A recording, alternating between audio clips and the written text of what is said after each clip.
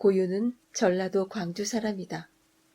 그의 조상은 충신이며 문장가로 유명했던 고경명이다.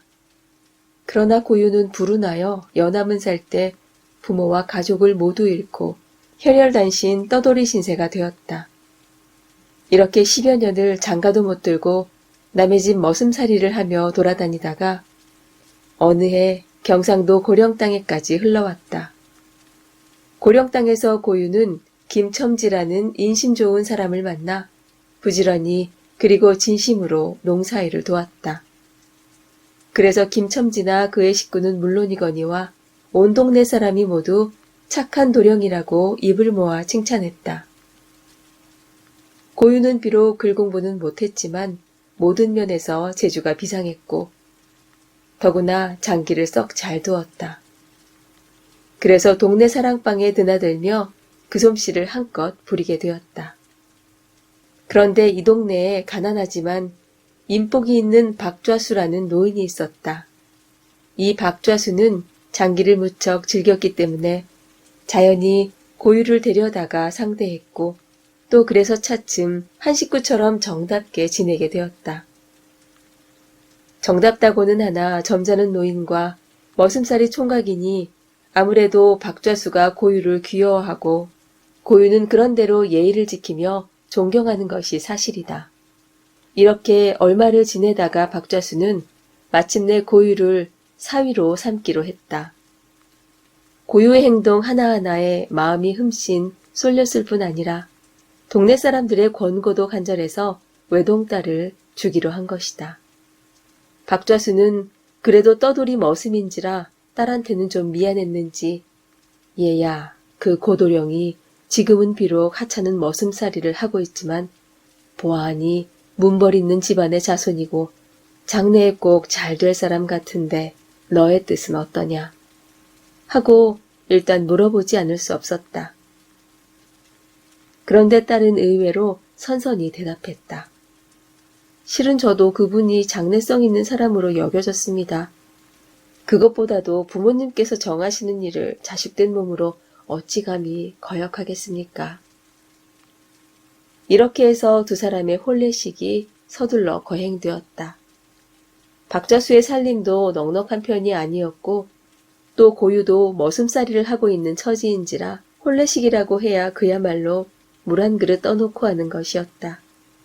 그러나 온 동네가 모두 자기 일처럼 기뻐하며 거들어 주었다. 그 후 한 사흘쯤 아무 일 없이 지냈다. 하루는 고유의 아내가 갑작스러운 말을 꺼냈다.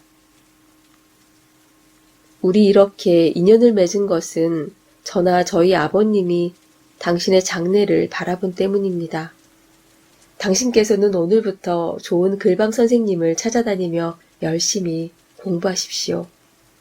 저는 집에 남아 무슨 짓을 하든지 집안 살림을 꾸려가겠습니다. 앞으로 10년 동안 서로 만나지 말고 반드시 크게 되실 날까지 참읍시다. 고유는 아내의 뜻을 더없이 고맙게 여겼다. 그렇게 합시다. 내 맹세코 성공하리다.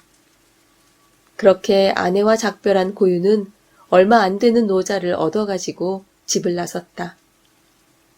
고유는 우선 경상도 합천 어느 시골 서당을 찾았다. 여기서 코올리게 어린이 틈에 끼어 난생 처음 글을 배우기 시작했다. 물론 천자문부터 배워야 했다. 그러나 고유는 역시 유명한 학자의 후손답게 총기가 뛰어났다. 게다가 밤낮을 가리지 않고 부지런히 공부했기 때문에 금세 두각을 나타냈다. 천자문을 열흘에 뗀 고유는 순서에 따라 차곡차곡 어려운 학문을 열심히 익혀갔다. 여기서 5, 6년을 지냈을까? 그동안 고유의 학문은 스승의 힘으로는 도저히 더 가르칠 수 없을 만큼 성장했다. 여보게 고서방, 이만하면 과거에도 합격하겠네. 이렇게 말하는 선생의 말에 고유는 다시 어려운 책들을 짊어지고 합천 해인사로 찾아들었다. 그리고 절에서 뒷곁 헛간 같은 방 하나를 얻어 피나는 고학을 시작했다. 돈이 없었던 까닭에 아침 저녁 절마당을 쓸고 때로는 나무도 해주고 하면서 끼니를 얻어먹었다. 졸음이 오면 송곳으로 무릎을 찌르고 등잔불 대신 개똥벌레나 창밖에 쌓인 눈빛을 이용하여 책을 보았다. 이렇게 하여 아내와 약속한 지 꼭 10년. 마침 숙종임금에 특별 과거령이 내렸다.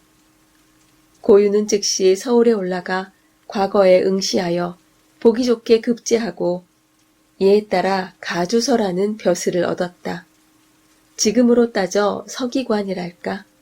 임금 곁에서 조회 때의 일을 즉시 기록하는 관리였다. 이 가주서의 벼슬을 고유는 정성껏 그리고 재주껏 했다. 그동안 글솜씨가 뛰어났기 때문에 그는 숙종임금의 아낌을 받게 되었다. 어느 날 숙종임금이 고유를 가까이 불러 과분한 칭찬을 내린 일이 있었다.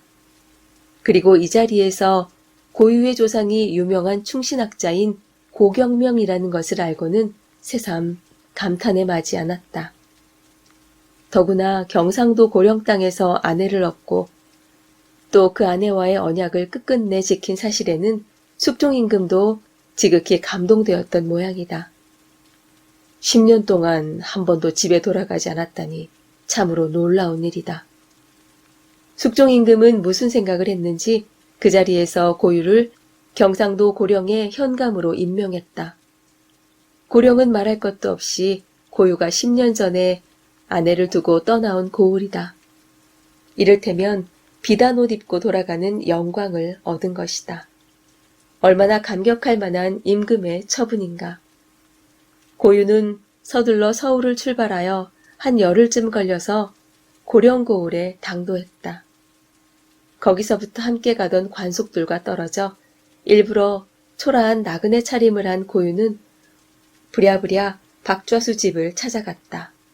10년이라면 강산도 변한다더니 먼저 살던 마을은 그대로인데 하필이면 그리운 아내가 있는 박좌수의 집만이 형편없이 허물어져 있지 않은가. 사람 기척 하나 없는 집터 앞에서 고유는 정신이 아찔했다. 아내와 장인에게 무슨 일이 생겼단 말인가. 고유는 하늘이 무너지는 것 같았다. 그동안 박좌수는 병들어 세상을 떠났지만 그의 아내는 결코 고유가 생각한 것처럼 불행하게 되지는 않았다. 고유가 여기서 수소문하여 알게 된 사실은 다음과 같았다.